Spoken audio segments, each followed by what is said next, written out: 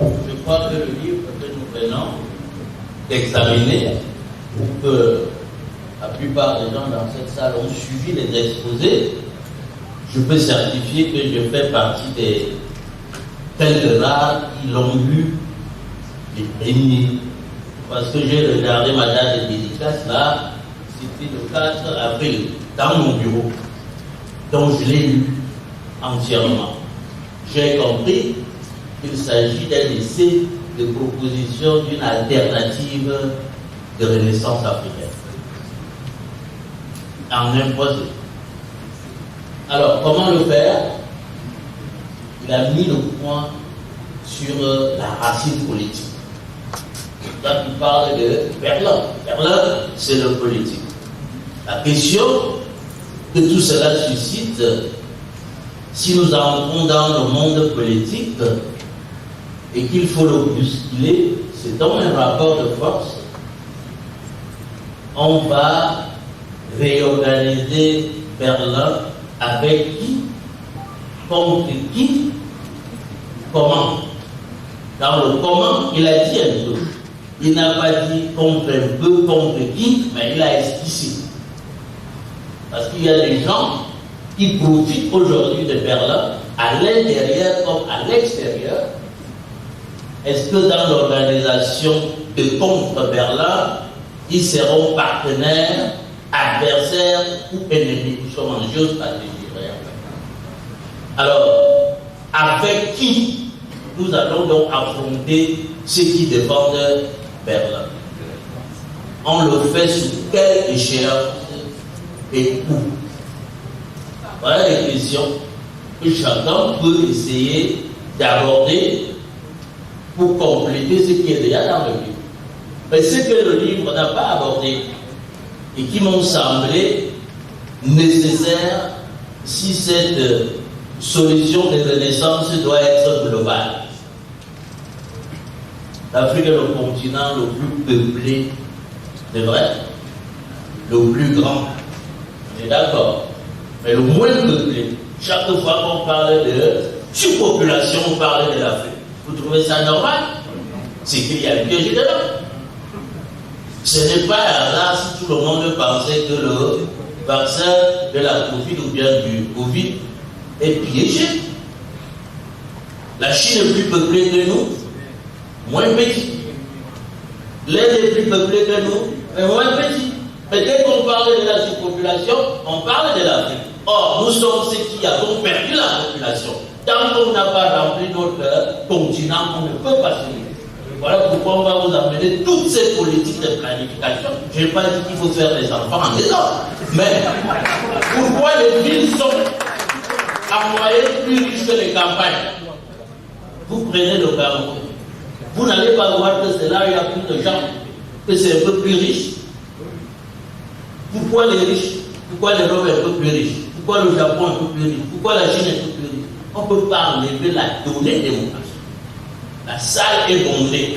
Le nombre d'idées qui peut sortir de cette salle est largement supérieur au nombre d'idées qui pourraient sortir s'il n'y avait que 2 personnes dans cette salle. Pourquoi le Nigeria a fini par prendre le dessus sur l'Afrique du Sud? Et vous croyez que l'Afrique du Sud va les rattraper? Le nombre. Premier élément.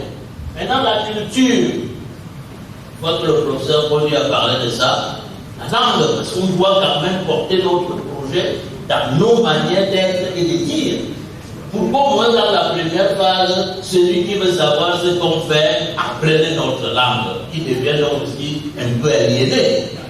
Au stade actuel, nous sommes entièrement aliénés. Nous sommes le seul continent qui parle entièrement les langues des autres.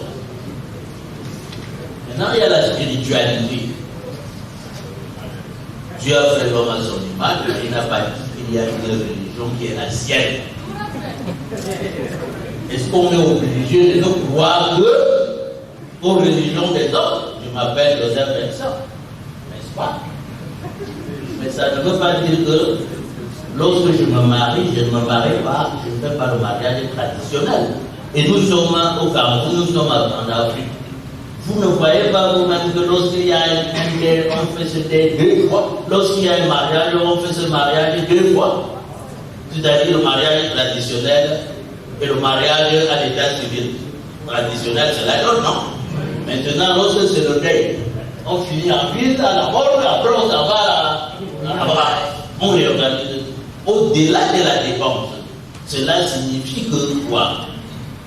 Nos morts ne peuvent être compris comme morts dans notre culture que si on les met dans notre écosystème culturel.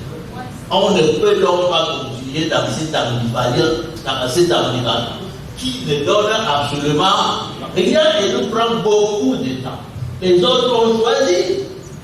Et je pense que si on doit choisir, on doit faire des choses telles que nos traditions les ont toujours fait. On gagne en temps, on gagne en économie d'argent. Merci. Et pour terminer, j'ai dit tout à l'heure, et pour terminer, il y a donc la question véritable de la technologie. Je me plais souvent à lire. Quand je regarde les défilés en Occident, je vois toujours que lorsque il y a le défilé des forces de défense et de sécurité, à côté vous avez comme échaussé l'école d'ingénieur. Mais quand on les regarde, donc on a démissionné pour inventer nous-mêmes nos propres outils de défense. Pourquoi? Parce qu'on doit les cacher. Donc la technologie qui les fabrique, ça ne nous dit absolument rien. Et enfin, la culture au sens général. Donc pour terminer, j'ai trouvé le livre très intéressant. Il est intéressant parce qu'il a choisi une option politique. Tu ne peux pas, c'est pas une encyclopédie.